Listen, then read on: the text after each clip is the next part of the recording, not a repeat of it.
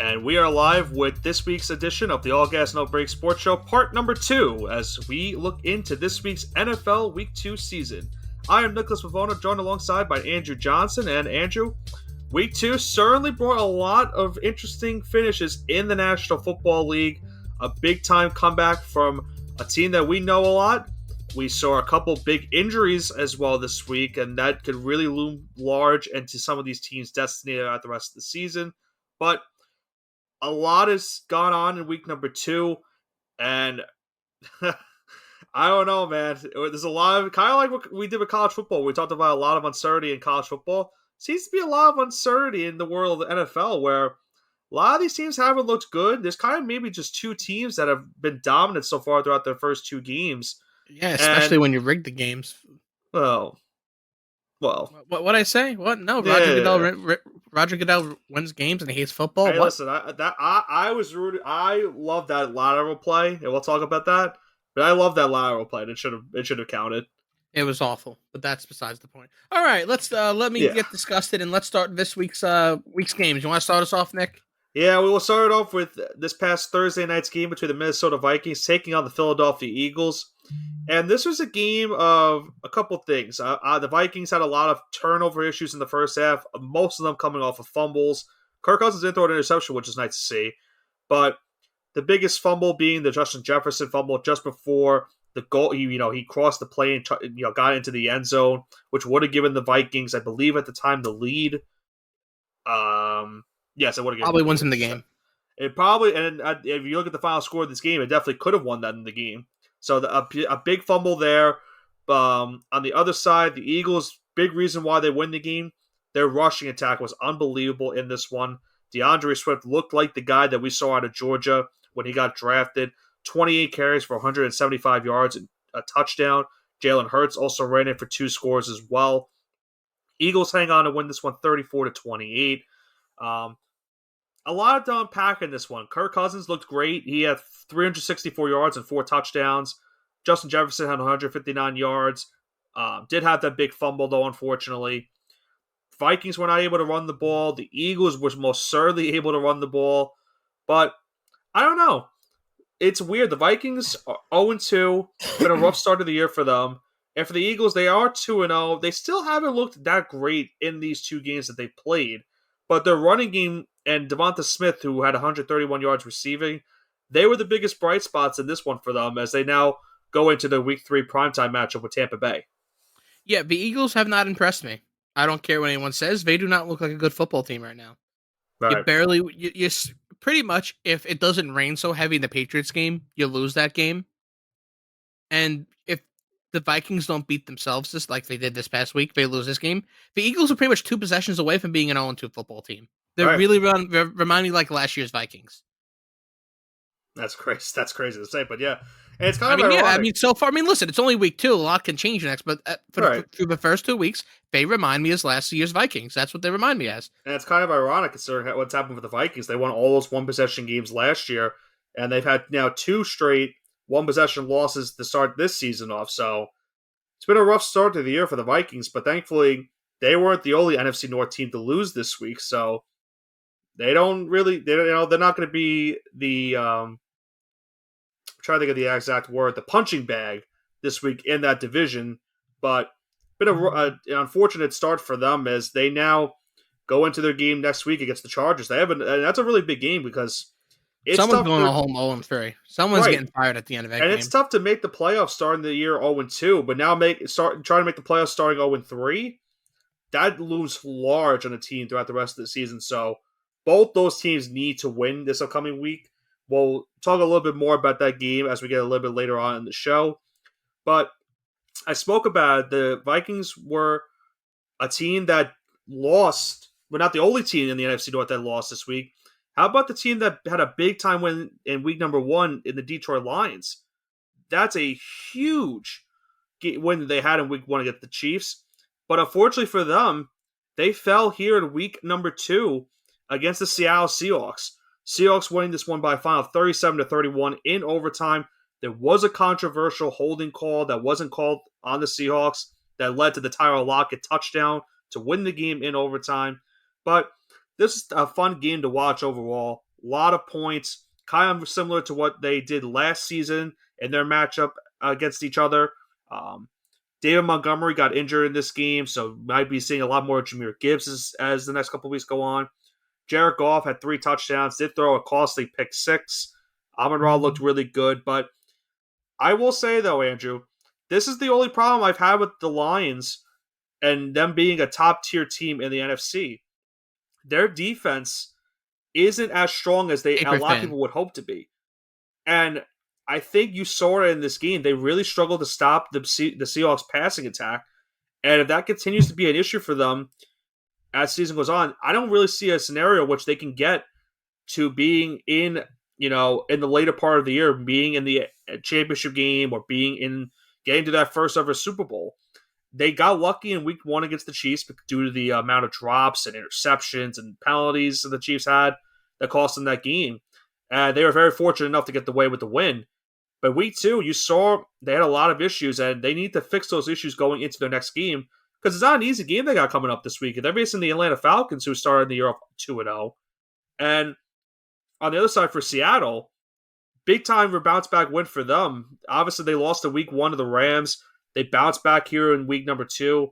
Get things, it kind of looked like the team that we saw last season for most of the part of the year for Seattle. So now, good job by them. And now I believe they're playing Carolina this week. So a chance for them to go to 2-1 in the young year. So, being that as it may, we saw how the Seahawks did in that game. The Lions will need to fix their defensive issues, but they're not the only team, I think, also that needs to fix their defensive issues. And I know you could speak a lot more about this. How about Cincinnati? 0-2 start for the Bengals. I mean, here's the thing. Again, let's get this out of the way. Let's get this out of the way. The same thing happened last year, right? And they were fine. But I don't care what anyone says. Oh, an 0-2 team. They never started 0-2 and made the playoffs afterwards. Yada yada yada. Right. Before we break down this game and pronounce the death of Cincinnati, let's take a look at their schedule for the next upcoming games. It's playing the Rams, which I think they should win against the Rams. They're hosting them. They're playing at Tennessee, that game. At the Cardinals. They're hosting the Seahawks. So I think realistically they could be 4-2 by the end of week 7 because they got a bye week. You got to point out the big factor for this game upcoming. They might not have Joe Burrow playing, and that's big. If you don't have Joe Burrow playing, the Bengals have no chance of winning. Let's just face facts. He does have a calf injury. I know he's uncertain for week 3. Which is why, we'll call the game right now. He's saying it's pretty sore.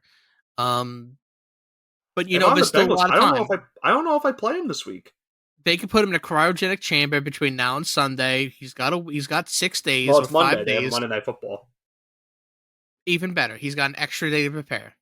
Right. So to me, he tweaked it a little bit. If he could walk, he can play. So reevaluate on Saturday. That's all I'm going to say. But let's go into this game. Let's go into this game. Cincinnati, their special teams looked really good. Yeah. Evan McPherson looked good. They had a punt return touchdown. Yep, Charlie Jones, former Purdue Boilermaker. I know you like to point that out a lot. Mm-hmm. Returned a touchdown for a punt.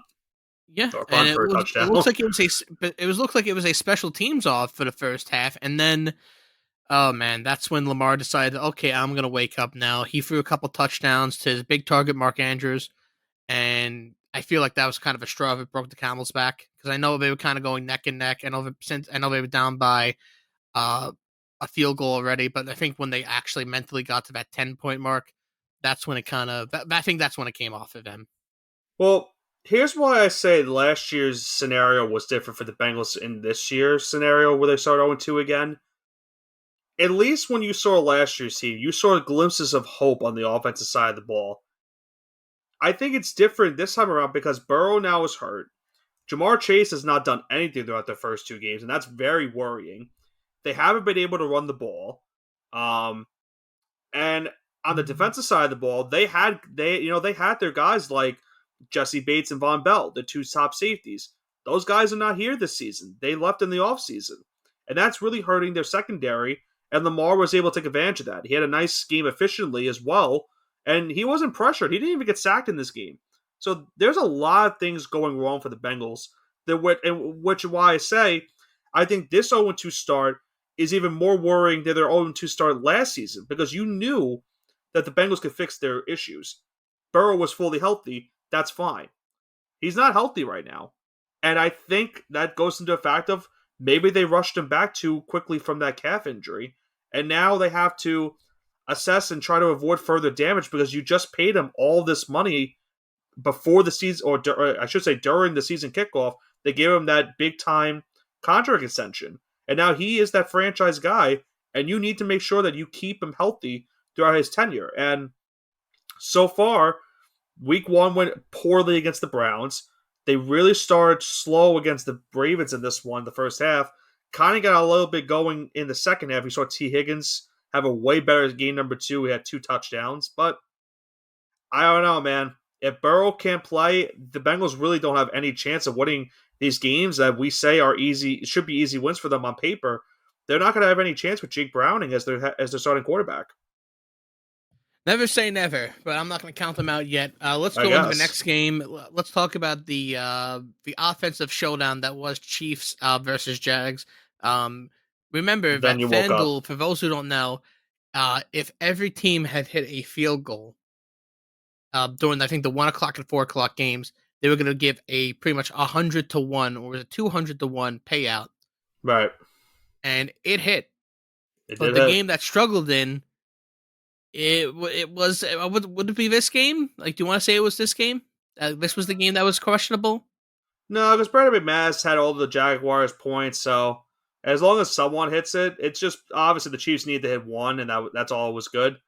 But it took up until the fourth quarter to do it, so I guess you could say that. But yeah, let's talk about this. Trevor Lawrence didn't look great, and Patrick Mahomes, he certainly didn't look great. Patrick Mahomes has looked mortal these last 2 games. Dare I say it, that he's not Tom Brady, so we could stop those narratives now. Can we please stop? Because Tom Brady, I think, was Patrick Mahomes year 5 or year 6? He was the 2017 draft. Right? Yeah, 2017 draft. So this is his 6th year in the league, right? I believe so, yeah. I'm pretty sure it should be his 6th year, yeah. So Tom Brady in year 6, that was what, 2006? Was that 06? He was drafted in 2000, right? Yes, so yeah. So he didn't have Randy Moss yet, right? No, Randy Moss was 07. Yeah. So pretty much Tom Brady was playing with fry cooks in 2005 and 2006. Fry cooks. Like, let's be real. He was playing with McDonald's cashiers. And for the time, remember, this is going back 17, 18 years ago now. For the time, his stats were very good. You know what? I think his number 1 receiver might have been Troy Brown. Maybe. And I think anyone on the current Chiefs is better than Troy Brown. Is that fair? Well, Travis Kelce especially. Oh yeah, obviously he's one of the top. He's probably one of the top tight ends of all time. He's probably top 5 all time at tight end with Tony Gonzalez, Antonio Gates, Gronk, etc. But Patrick Mahomes he's got to learn to do it with these receivers. I realize he doesn't have a lot of help, so I can't blame him in that respect. But he's got to learn to do it because his stats over the last 2 games, he looks like an average quarterback. He looks like he's a run-of-the-mill guy. It's going to take time. Some of these teams haven't looked great the first 2 weeks offensively because you're still trying. Remember, you lost the preseason game, and that takes kind of matters in the sense of that's an extra game or extra week of where you can figure out what certain plays work and what players are good and can help your team win games. The Chiefs have to still figure that out as the season goes on. I will say this looked a little bit more encouraging than what happened against Detroit, even though it didn't look like it. I don't know about that. I think it kind of looked worse. Here's why I say that. In Detroit, against Detroit, you had all those drops, and you didn't have Kelce. Well, it's just because of Kadarius Toney. Right, but even Sky Moore, the same thing happened with him. He had a couple drops, too. And they could have run the ball. I got a little. I say it got a little bit better because Pacheco was able to get 70 yards rushing. So that's a good step, at least. Sky Moore had 3 catches for 70 yards and a touchdown. That's a big step. At least it's better, definitely better than we did in week number 1. You got Kelsey back. He got a touchdown in his return. Kadarius Toney at least didn't drop the ball this week. He had 5 catches. So I wouldn't say it's a big step up from what they did against Detroit. I'd say it's a small improvement from what they did against the Lions in week number 1. But for me in this game, this is really on Jacksonville in the sense of they should have won the game, but their red zone offense was so poor. I think they had 7 passing attempts in the red zone, and they did not complete a single pass. And I think that's a testament also to the Chiefs' defense, who has played really strong the first 2 weeks of the season against 2 really solid offenses in both Detroit and Jacksonville. I know Christian Kirk had a monster game, but look at the rest of the Jaguars' receiving core. Calvin Ridley got held to 2 catches. Zay Jones had a bunch of opportunities to make a touchdown grab. Was not able to have one. Didn't even have a catch for the game. He had 6 targets. And the next leading receiver was Evan Ingram with 57 yards. So the Chiefs have done what they need to do to hold these offenses from getting into the end zone so far. Because think about it, they've only allowed 1 touchdown so far. The other touchdown they allowed was that pick 6 to Brian Branch. So if you're the Chiefs, you have to say to yourself, listen, the offense has been bad, but our defense has looked really good. And now they're playing the Bears this week. So I'm sure whatever offensive issues they're currently having will probably be fixed in this upcoming week, because this is a good litmus test to see, can we be better offensively as the season goes on against a really poor Bears defense so far in the season? I mean, that's a great question. Jeez. I actually don't know what to say about that. It's tough, right? Because I think if they get everything going right against the Bears, then this is a scary team, because then you got the offense finally getting back into a groove, and then your defense has looked really good. You got Chris Jones back on a contract extension, so now your defense is even stronger than it was before he didn't play in week number 1. So that's why I say that. Do you think the Bears will really be the turning point game, though? Like, do you think? I'm not gonna say. I'm saying this will be the game in which they could finally see what the offense could look like. And then as they should annihilate the Bears. They should absolutely annihilate the Bears. That's why. So that's why if they struggle against the Bears, that is a major red flag. They're going to be at home. Yes, that would be a big red flag. 100%. I think they should take care of business. I think that's going to be my answer. They should take care of business, and then we'll take the analysis from there how they actually play. Right. Yeah. My own point is, let's see who steps up and makes the big offensive plays for this team against Chicago, because this is the game where you finally find out who could be that next guy after Travis Kelce that gets most of your receptions, whether it's a wide receiver or maybe even a running back. Who knows? But this is a good game for you to find out who is that next best playmaker for your team against a team that's 0-2 and has given up a lot of points so far on the young season. And it got just absolutely torched by Mike Evans this past week against Tampa Bay. So I think for the Chiefs, you're 1-1. You could easily be 2-0, and now you have a good opportunity to go to 2-1 and get good offensive numbers this week against Chicago. But all right, so we'll go to the next game after that. Yep. So let's talk about the next game. Tennessee Titans and Los Angeles Chargers. Chargers falling to 0-2, which should have been a gimme game versus the Titans, whose offense looked like absolute putrid throw up, the worst offense you could imagine. And yet in overtime, the Chargers get a chance to score. They can't do it. Tennessee, they go 3 and out. Tennessee hits a field goal and wins it. Ryan Tannehill looked like an elite quarterback. They could not stop him. The Chargers just infuriate me because their whole, they hired a defensive head coach. They made all these signings in free agency, getting guys like Khalil Mack, J.C. Jackson, to name a few, as their as to fix this defense with guys like Joey Bosa and Derwin James already there. And yet, the consistent problem for this team has been their defense. It's not on the Chargers' offense that they lost this game. Herbert threw for 302 touchdowns. They didn't have Austin Eckler, keep in mind, so they weren't able to run the football. But when you have Austin Eckler, you're able to get more offensive points. Look what happened in week number 1 against the Dolphins. They put up 34 points, and it could easily have won the game. Unfortunately, their defense gave up 36, and that's why they lost. This game, the same argument. They had a good offensive game. Yeah, Keenan Allen go for 111 yards and 2 TDs. But, like you said, they made Ryan Tannehill look really good. He went 20 of 24, 246 in the touchdown. Derrick Henry and Tannehill ran in for a touchdown as well.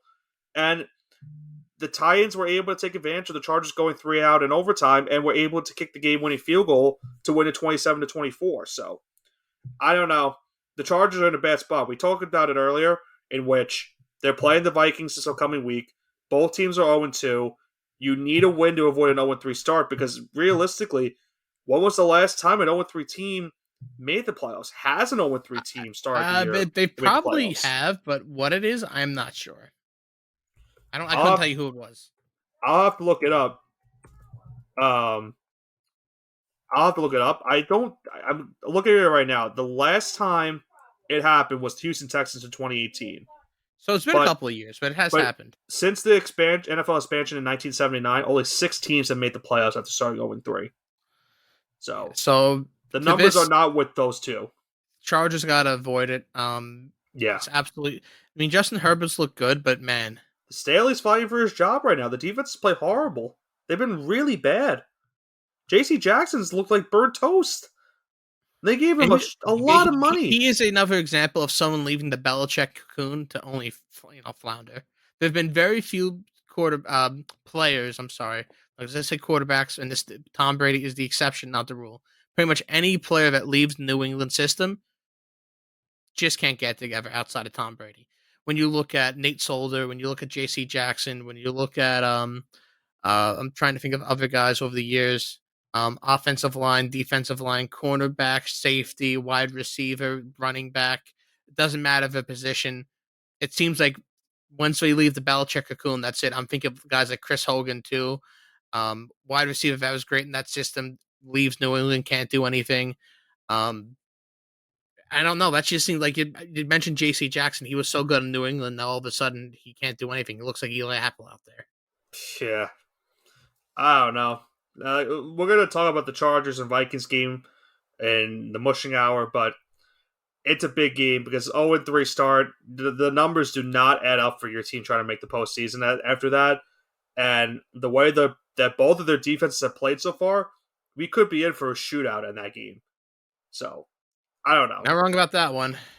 But we did have a shootout kind of in this game that I didn't expect to see in between the Commanders and the Broncos. I expected defense to be the factor in this one, but the offenses came to play in this one. Denver had a 21-3 lead. Unfortunately for them, it evaporated and they lose. But how about the ending of this game? Denver's down by 8. Russell Wilson throws up a prayer, throws up the Hail Mary, and they somehow get it caught for a touchdown off a couple tips, and Brandon Johnson of the Broncos comes down with the ball to make it a 2-point game. Broncos fans are going wild. They have hope again after that play. And unfortunately, they don't get the 2-point conversion. There was a missed PI call on the play, which unfortunately doesn't go their way. It happens sometimes. Yeah, exactly. And the Commanders took advantage of it, and they hanged on to win. They go to 2-0. Denver falls to 0-2. But there was a lot of bright spots for both of these teams. Sam Howell and Brian Robinson, they both looked really good. Howell threw for near 300 yards and 2 TDs. Brian Robinson had 2 rushing touchdowns. On the other side, for Denver, Russell Wilson, gotta admit, so far, through 2 games under Sean Payton, has looked really good so far. Russ has cooked, I will say. He has cooked so far to start the season. Also led the team in rushing, which is kind of a bit of a concern considering they're still trying to get Javonte Williams, fully back from that ACL injury. Gotta get him integrated. Yeah, so it's still a long time for him. But I say this, Marvin Mims, the rookie wide receiver out of Oklahoma, a guy I really liked in the draft. He looked really good in this game. He had a big punt return, almost returned for a touchdown. He had 113 yards receiving and a touchdown. So Denver might have found themselves another new weapon for Russell Wilson as the season goes on. But unfortunately for them, their defense was the reason why they lost this game.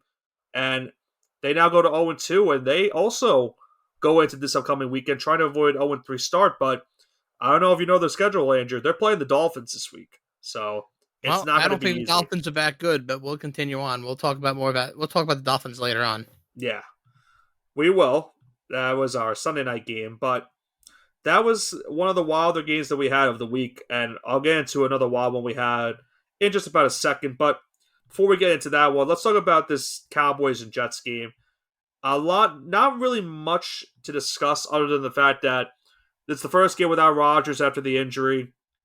Unfortunately for the Jets, you kind of saw what we saw last season, in which Zach Wilson struggled. Did play a really good defense at Dallas. I can't really fault them for that.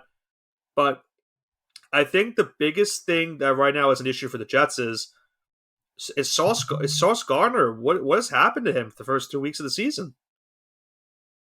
I mean, he looks like. I mean, you can call it sophomore slump, but to be it looks honest, like it. I don't think he was that good last year anyway, and I wasn't that impressed by him. I really didn't hype him up or gas him up because every play looked like PI. Even last year, it looked like PI last year, and now that he's under the microscope, they're saying he is a superstar on the defensive side of the ball. Now he's under the microscope, so he can't get away with this stuff anymore. Like, obviously, he's not getting matched up all the time against the number ones, like guys like Stephon Diggs and CeeDee Lamb, who he's matched up against the first 2 weeks of the season. Not all the time he's being matched up against them, but most of the time he is. And we saw Diggs in week 1 have over 100 yards. CeeDee Lamb had 143 yards receiving. I think most of that came in the first half.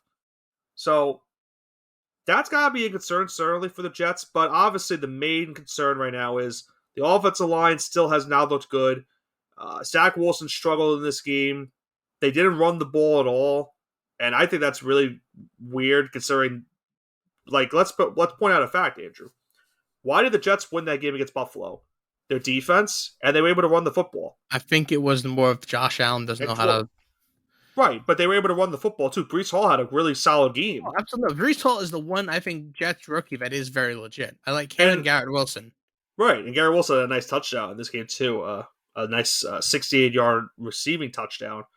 But when you only run the ball to Dalvin Cook and Breece Hall had a combined 8 carries.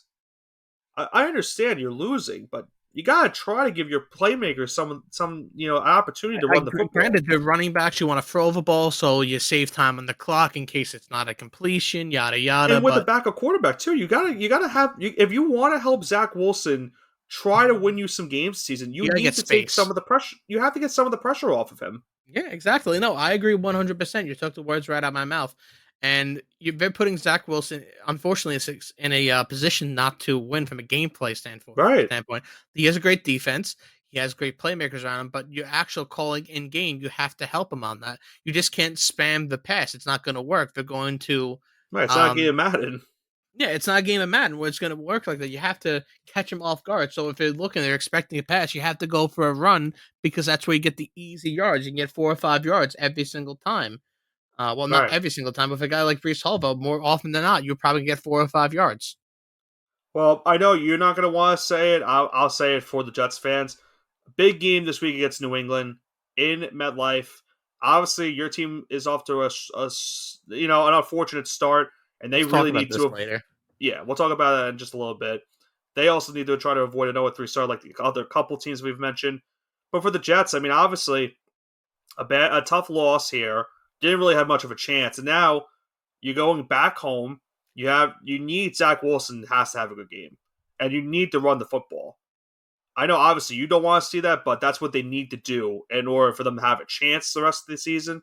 But this was just a case in point of they didn't really have a chance going into it, and they looked really worse even going out of it because of just how poorly they ran the football throughout most of this game and how CeeDee Lamb just really torched up that defense. Now, Nick, I'll give you an opportunity for this next game. You can talk about the Giants and the Cardinals. You can go. I don't really have much to say. I will say. I won't take up most time, but I'll make a quick point about it. You go ahead. Yeah, this is the only thing I have to say about Giants and Cardinals. Was you have a coach that can make adjustments at halftime now, which is huge because if Joe Judge was calling that game, you probably would have lost. We don't win that game now. You lose that game 45-0. You probably lose the Dallas game, 60-0. Most likely. Or 56-0, something crazy like that. So the positive is you have a coach that can make halftime adjustments, which is what you need in the NFL. The negative thing is you have, I would say, 1/5 of an offensive line. Yep. Daniel Jones looks like he can get a pass off maybe every second. He literally, I swear to God, it looked like he was getting the snap off and he was looking up and he was already getting pass rushed. Yeah. That's what it looked like to me. That's all I have to say about that. So I will turn over to the Giants fan now to give you the honors of breaking this down. Well, going into the game, keep in mind they didn't have Andrew Thomas, and obviously we know the big impact of him on the field for this team, and not having him at left tackle was a big reason why the Cardinals got a lot of pressures on him in the first half. Josh Azito, who's normally a guard, had to play tackle because our backup tackle was also injured. So we were going through it on Sunday. I'm going to tell you that for sure. What can I say about the first half? Nothing went right. Saquon dropped, or I shouldn't even say dropped. It had a ball go through his hands, get intercepted. Couldn't get the ball moving down the field offensively. Josh Dobbs was looking amazing. He looked like prime Dan Marino in the first half, and he even ran over Xavier McKinney for a touchdown. James Conner was beating us down in the rushing game. Couldn't stop him for whatever. Even in the second half, we couldn't stop him either. But Conner had a great game overall for the Cardinals at 106 yards and a touchdown. And you mentioned it, the second half, we had a lot of adjustments, which was good. I think a big reason was a couple of things. I shouldn't say big reason. There was a couple of reasons why it happened.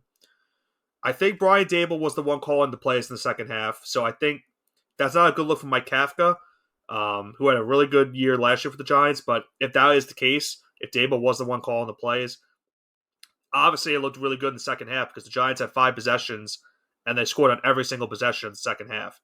And remember, they didn't get a single point against the Cowboys in their first game, got shut out, and they got shut out through the first 2 quarters of this game. So they were getting it shut out 60-0 in their first 6 quarters of play. That's horrendous. Horrible for a team that had expectations to make the playoffs again. But some key notes for this game. Daniel Jones looked really good in the second half. I think he threw for 250 of his 321 in that second half. Had 2 touchdowns. Didn't have a turnover. 50 of his 59 rushing yards also came in the second half. Saquon had some good runs. They brought in Jalen Hyatt. He had a big-time catch to start off the second half. And I think you'll see a lot more Jalen Hyatt as the season goes on. And Waller had some good plays. Slayton had some good plays. Hodges had a receiving touchdown. The one that ties the game. The defense looked a little bit stronger in the second half. And I'll say this. I told you. I said even if they come back and win the game, I'm still not happy about it because this is a game that you circle on your paper and say to yourselves, you know what? This is an easy win. We shouldn't have to sweat it as much. And we get our at least first or second win of the year. But they didn't make it easy for me. That's for sure. It got to the point where I had to switch to red zone and not watch the second half of this game. And sure enough, the Giants came back to win. So now I don't know if I can watch Giants games the rest of the season. I might just have to watch red zone for the rest of this entire NFL season in terms of the Giants. I'll have to see any scoring updates for the Giants on red zone. But I digress. They won the game. That's all that matters. Saquon did get injured and has a sprained ankle, which is a big blow for this team. He's going to be out 3 weeks. I know they keep saying he might play on Thursday. He's not going to play. I already know that for a fact. Saquon's going to be out the next 3 weeks. It's a tough turnaround. And the next 3 games for them are not easy games. They have the Niners this upcoming Thursday. Then I believe a Monday Night Football game against the Seahawks. And then they're going into Miami to play the Dolphins. And if Saquon is fully healthy, then his first game back will be at Buffalo on Sunday Night Football. So the Giants' next couple of games are not easy whatsoever. So if they're able to take 2 of those games, or at least I shouldn't say 2. If they're able to at least win one of those next 3 without Saquon, that would be big. Because then the second half of the season is where they're going to have to make that big push to try to get into the postseason right now. Because I just don't see a scenario in which they win any of these games coming up. And now having Saquon against the Niners, and if they don't have Andrew Thomas against the Niners, as much as I'm a fan, they don't have a chance in hell of winning this game. So yeah, and you know what? The Giants are. Here's the thing: they're probably going to lose this week, most likely. But here's the thing: even if they lose this week, you are on pace for the season you expected. So is that really a failure so far? So let him get healthy. Let Saquon get healthy, and then regroup after that. That's all I'm going to say. Yeah, I'm taking it on a week to week basis right now. I mean, like I said, I'm just happy they won the game because if we had lost, the season was already over. Then you can't start 0-2. You could start 0-2 and make the playoffs, but you can't start 0-2 when you get blown out on Sunday Night Football to start the year and then lose to a team that's willingly known to be tanking this season. So I'll Now give the listen, I hear Cardinals. you. I'll give the Cardinals their credit. They have looked good throughout the first 2 weeks. Have had a chance to win both games. Have not done it. But man, we should not be giving up, touchdowns and stuff like that to James Conner and Josh Dobbs. It's just not a good look for this defense. Well, listen. Just regroup and come back next week. All right. I will. Well, we'll see. That's not. It's a short week, so can't really regroup too long. You got to do it really quickly. All right. So the next game we have on the slate is Dolphins and Patriots. I'll All I let you will say, take this one. yeah, all I will say is, um, the way the game ended, it ended horrifically. That was clearly a first down.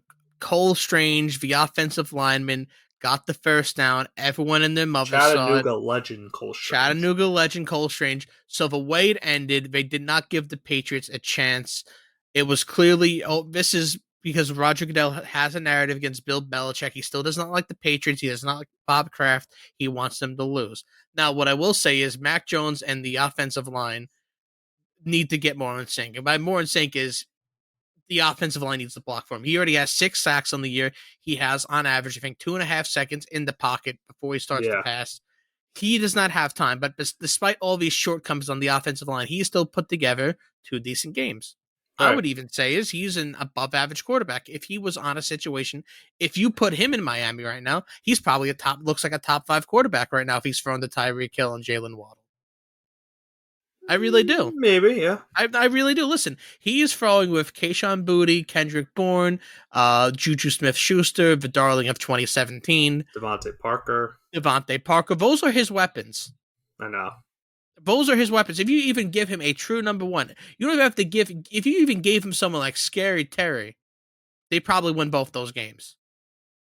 I think another problem for your team is also the rush defense has not been good the first 2 weeks. No, they haven't been good the first 2 weeks. But what I will say, besides Mac, the second bright spot is Christian Gonzalez. Right, He looks really like he looks like the front runner for Defensive Rookie of the Year. He's been thrown into the fire. His first 2 weeks in the league, he's had to guard AJ Brown, Devonta Smith, Tyreek Hill, and Jalen Waddle, and he's done a damn good job. Where was Tyreek Hill all game? I know he got a touchdown, but 5 receptions and 40 yards. Right, most of that game, it was mostly Waddle doing the work. Yeah, I mean, listen, so he has done a really good job. I think he is a top 5 PFF rated rookie so far. So of every rookie that was either drafted or undrafted, he's top 5. Another top 5 I want to give a shout out to is Puka Nacua. He's been really, really exciting to watch on the Rams. But let's talk more about the Patriots. Christian Gonzalez looks like a huge bright spot, and to be honest, the secondary needs it when you lost someone like J.C. Jackson. I know he's been burnt toast over in Los Angeles, but when he was on the Patriots, he was rock solid. So he's been a great addition to that defensive backfield. And listen, I think a couple of rookie wide receivers need to get better too, like Kayshon Boutte. If he could keep his feet inbound, we probably win a game too. So there's a lot of small little tweaks because the offense and defense is not broken, but you just need improvements. You need tweaks. It's not like, oh my God, this is awful. I can't watch this. No, you could watch it and you could see the improvements on a week to week basis. But what the problem is that you'd have a couple of gaping holes, which I don't think you can cover midseason by trade, but it can only be worked on for what you have. You have a young team, you have a young line, you have a young backfield, you have young receivers. So you could fix this by, let's say, week 6 or 7. But is this going to be something going forward? I hope it's. I just hope they could figure it out. Obviously, the Dolphins, they look okay. To be honest with you, if you're going to let the Patriots wide receivers and tight ends almost beat you, and which they probably should have had a shot to get in the end zone a couple times, but that was taken away from them. So it's something, there is no such thing as you almost beat them. It's either you beat them or you don't. So, but I guess we'll just never know what's going to happen in that game. But going forward, I expect the rematch to be a lot more gritty, especially because it's later in the year and these two teams will be seasoned. And hey, you could even see a game like 35-31 or something like that. So positives for the Patriots and for the Dolphins. I mean, Tua's, if he could stay healthy, looks like an MVP frontrunner right now. So that's my take on Right. that. And I think, and I told you about Christian Gonzalez when the Patriots drafted him. I said that was kind of a steal of a draft because that was a guy that was being considered to go where the Seahawks took Devin Witherspoon in the top 5. So to get a guy that could potentially be a top 5 pick at, what was it, pick number 19 in the draft? I think it was 17 or 15. Or 17? I think it was Yeah. 17. Either way, that's a great steal for this team that's been looking for a nice, number 1 boundary corner. And so far, he's looked really good throughout the first 2 games. So that's definitely a bright spot. I will say to you, though, when was the last time Belichick started 0-2? 2001. And what happened that year for New England? Oh, man, they won a Super Bowl. So, as much as I hate to say that, they did win a Super Bowl that year. So, who knows? They could maybe get everything going right. And Sunday is a good opportunity to get everything going right. You're playing a Jets team that is right now dealing with quarterback issues once again. They haven't looked good off. They didn't look off good offensively their last game. It could really be a low-scoring affair in MetLife Stadium between those two teams. But that's a good opportunity for New England to get that first win of the season and get everything right back on track. All right, and the next 2 games we have here are our Monday night games. If anyone who doesn't know, ABC, because of the SAG-AFTRA strike, the writer strike that is going on, will be broadcasting Monday Night Football because, hey, guess what? There's nothing to watch on TV. And it's gotten so bad that The Rock and John Cena are now wrestling again. So SAG-AFTRA, you've had a couple people, I don't want to say cross the picket line, but you have cracks in the foundation here. So depending on how much longer that's going to go on, that's... well, I will say... For the rest of the season, no matter what, because of a strike, we're getting 2 games on Monday night. So ABC and ESPN will simultaneously broadcast games. So we're getting 2 Monday night games every single week now.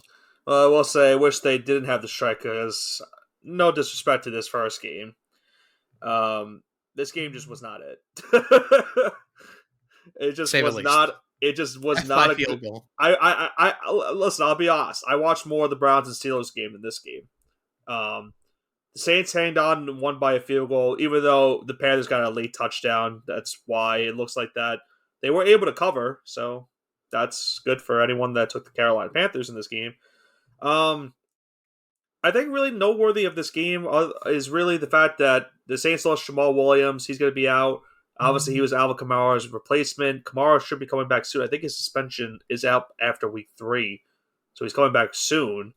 So that's good timing, at least for the Saints there. Olave still looks like a beast for this offense. Yeah, he had an unbelievable one-handed catch. Michael Thomas, not a terrible game. Same for Rashid Shaheed.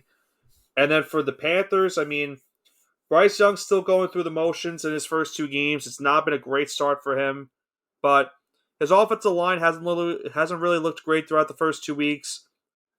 He still also does not have a true number 1 wide receiver. I mean, he's throwing to guys like DJ Chark and Adam Thielen as his number 1 guy, so he's not going to have an opportunity early on to fix this issues. They couldn't run the ball with Miles Sanders. Realistically, he had 14 for 43. Couldn't do it with Chuba Hubbard either. Yeah, Chuba Hubbard really didn't do much. Bryce mostly was the guy that was doing it for them on the ground. He had 2 carries for 34 yards, but yeah, it's a transition year for Carolina. Obviously, you're 0-2. You still have your future you have your face of the franchise quarterback in Young, but no one was expecting you to do that great. I think the only reason people were expecting you maybe to win this division is because it's so bad. And I'll be first proponent of that, saying that's the only reason I think you and I both took them, because the division's so bad on paper that anyone realistically could win it. And guess what? They still can. The Falcons, but no, it's only week 2. Talk to me week 5. Yeah, we'll see. Carolina, I think, is playing Seattle this week. I think I mentioned earlier, so won't be an easy game, especially going into Seattle. But who knows?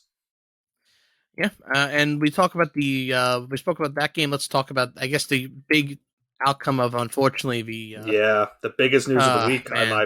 Unfortunately, the biggest news of the weekend. We hate to do it because Nick Chubb is such a stand-up guy. Yeah, really a locker room hero.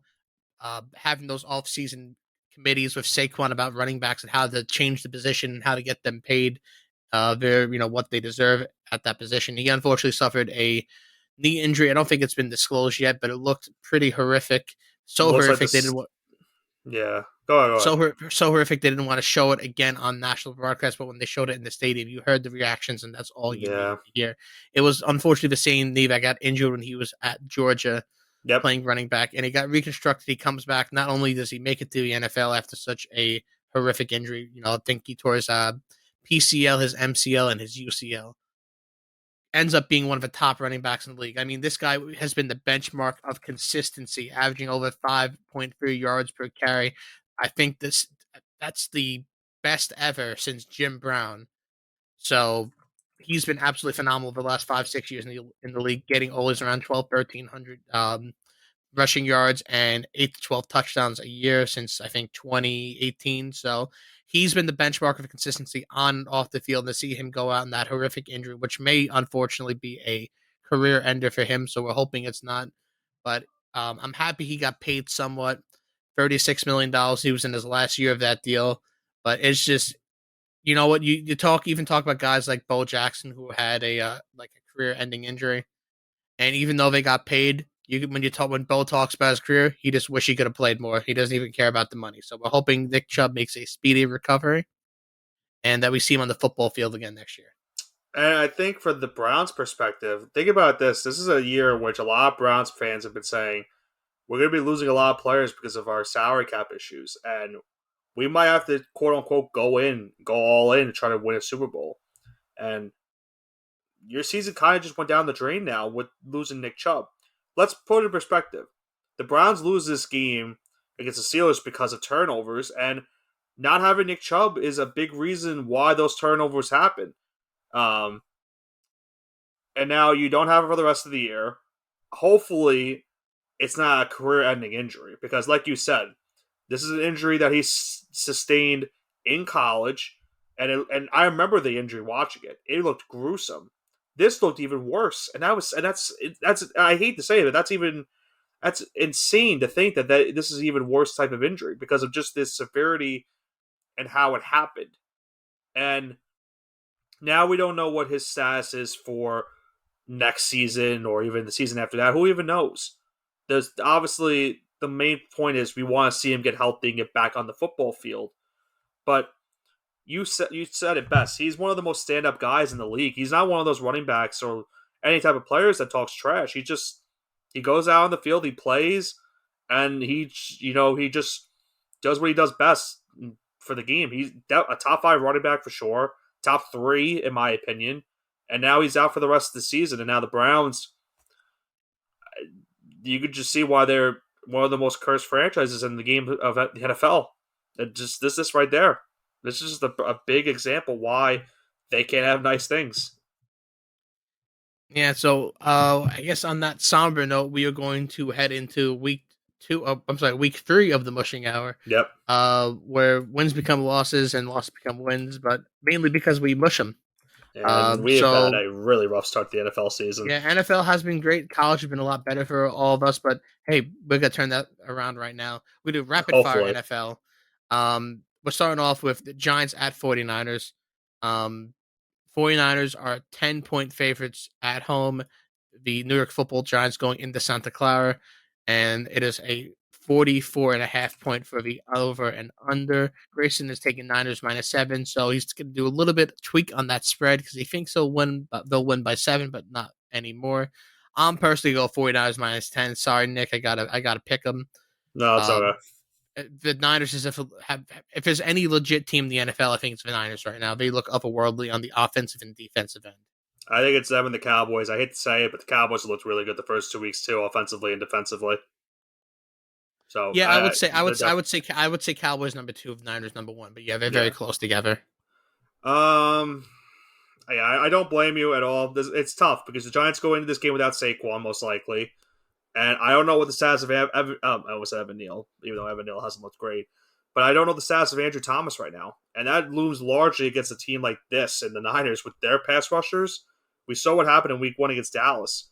This could potentially get even worse if they don't even have Andrew Thomas in this one. So, with that all being said, I'm going to just say YOLO, Andrew. I'm not going to take the Giants' money line. I'm going to take them to cover this game because I can't pick against my team like that, but I I can't respect take you. them. Do it every week. I just can't willingly sit here and say to you, yes, the Giants are going to win this game. They're going to go into Santa Clara and shock the world.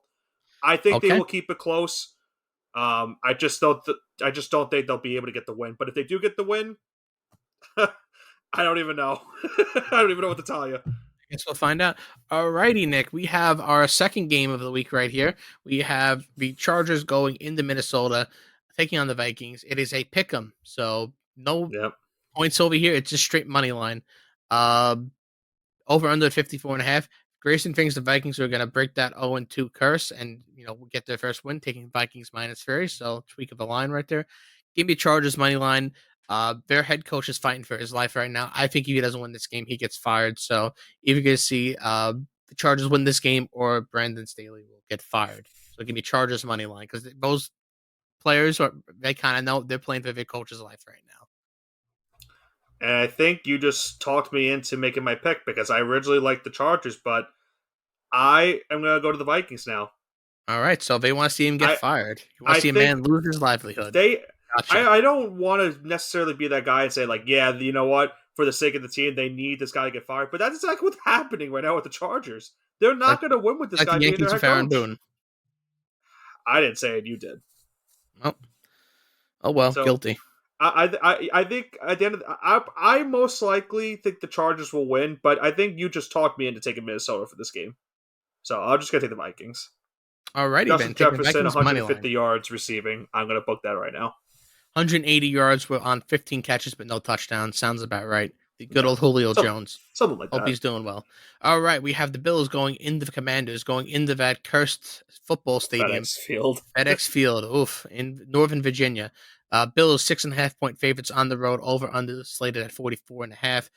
Grayson is just taking Bills money line. Lazy pick. Lazy pick over there. Where's the fun in that? Because we know the Bills are going to win, but pick the points, which I'm taking Bills minus 6.5. Washington had their Super Bowl last week, and they're going to be hungover. So give me Bills 6.5. Josh Allen gets back to form, or he tears his ACL on the cursed turf that is FedEx Field. Buffalo fans will literally try to find you if you just. I'm just saying, man. QB injuries have happened there all the time. They do. Be surprising. They do. I do think the Commanders will keep this close. I don't think it will be a blowout. I think Washington's got a good enough defense to keep it that close. But for my own sake, what happened? You think Commander 6.5? No, I'm going to take Bills minus 6.5. I'm still going to take Buffalo minus 6.5, but I could see a scenario in which Washington keeps it close and Buffalo wins like a last-second field goal. But the Commanders are going to stay in this game because of their defense. That's all it matters. That's all it really is. That Commander Tutty is the greatest mascot of all time. Commander Tutty. All right, go to the next one. All right, we have the Lions at home. The Falcons going on the road to take on the Lions. So going into Detroit, Lions 3.5-point favorites at home, over under slated at 46.5. Grayson's taking the alternative spread of the Lions minus 5.5, getting some extra money there. But I'm just going to stick with Lions minus 3.5 because I don't think the Falcons are going to travel well on the road. I like what Dan Campbell is building there. I think they're going to defend their house and win by a touchdown. I'm not going to take it because they're giving me 3.5, even though I think they're going to win by 7. But since they're giving me 3.5, I'm going to take that straight up. I don't hate the pick at all. I'm struggling with this game because I feel like the Falcons, the only way they'll stay in it is because they'll be able to run the football. And that's what's really been a key component of their first 2 wins of the season.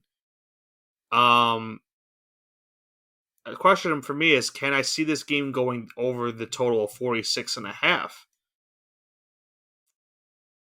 I think I'll lean.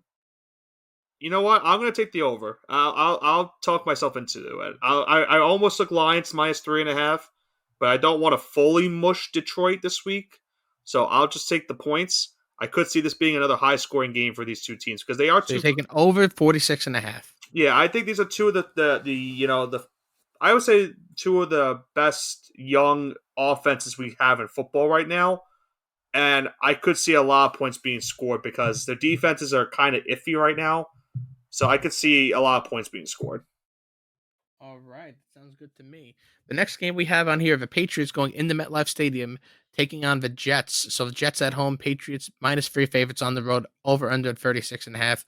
Grayson's taking Patriots -7. I really wish he didn't do that. I'm picking Patriots money line because I don't bet against my team. Nick, Oh your no! So are you telling me that I determine your fate? no, because Grayson took points and I took money line, so it's But they impossible to mush. that's still technically taking them to win. I guess so.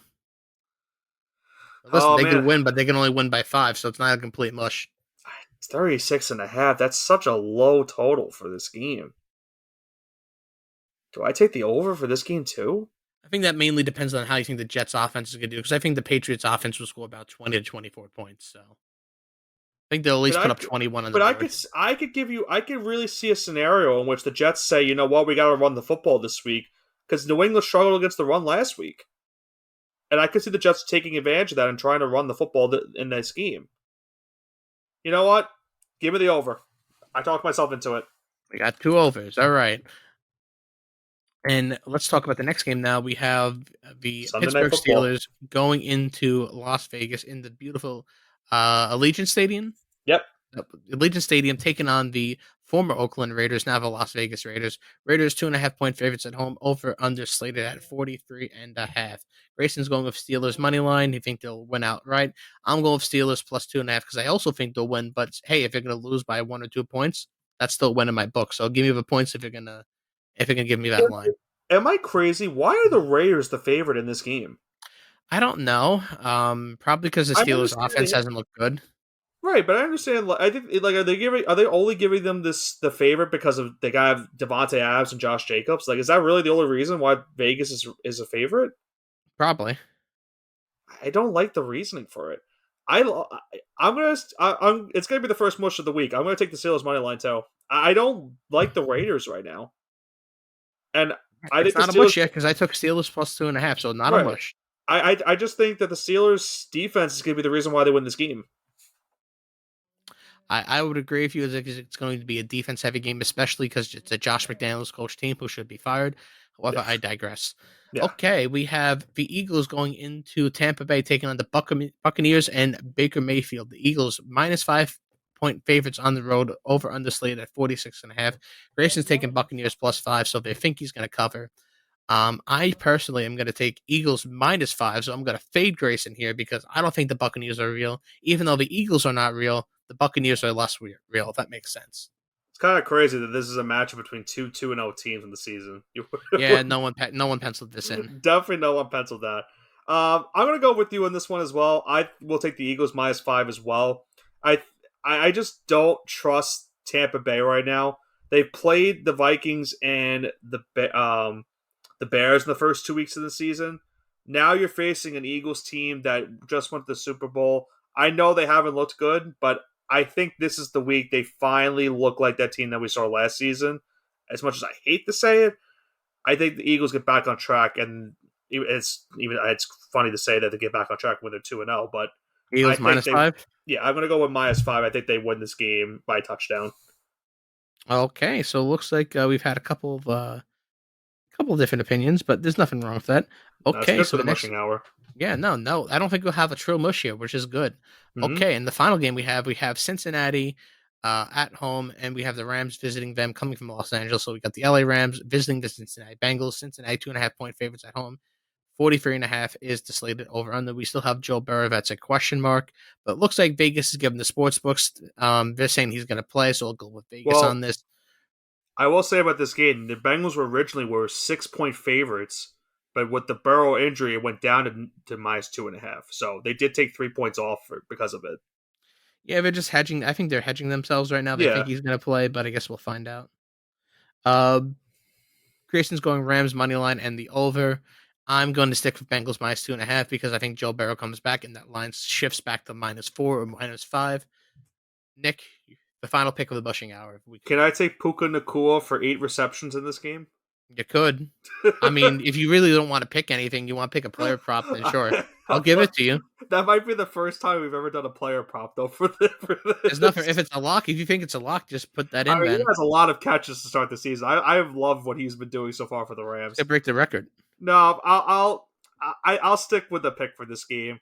Man, Burrow doesn't play. I really don't like their chances with Jake Browning against the Rams defense too. I know they're not that used like what they used to be, but it's still pretty solid. I'll take Bengals minus 2.5. I think Burrow will play because just of the impact of where they're currently at. They need him to play this game, but I'm not very confident in taking that. I'll tell you that right now. So you're going to take Bengals minus 2.5? Yeah, I will take Bengals minus 2.5, but I'm not confident. Okay, he is not confident. 8 receptions. You all heard it here first. He is not confident about that. He's going to have 2 catches guaranteed now. That is not my fault because you just mushed it. Okay. Exactly. Before we end up, I do want to remind the listeners that this Saturday, the September 23rd, at the Holy Child Gym in Staten Island, New York, we have our next card show. That is the Holy Child Gym on Amboy Road, 4747 Amboy Road in Staten Island. Kicks, cards, Funko Pops, music, food, and more happening this Saturday, September 23rd, 9:30 a.m. to 5 p.m. at 4747 Amboy Road, Staten Island, New York. It's going to be a great time. You could see myself, Grayson, or Nick stop by, have a conversation, maybe even buy something. Who knows? Talk the world of sports. It's all that matters. That's Absolutely. what we're here for. Should be a fun time this upcoming weekend with that show on Saturday and with the NFL on Sunday and on Monday, and also this upcoming Thursday, as I will probably be screaming at the top of my lungs for the Giants having a really tough night in Santa Clara. But you'll be able to hear me talk about that game on Saturday at the card show, which should be a great time overall, as you'll see most of the team here on the All Gas No Break Sports Show. But that's going to do it for this week's edition, as we broke down the week number 2 NFL season, and now we go into week number 3, seeing how the season will unfold and how these big-time injuries impact some of these teams as they move along in the season.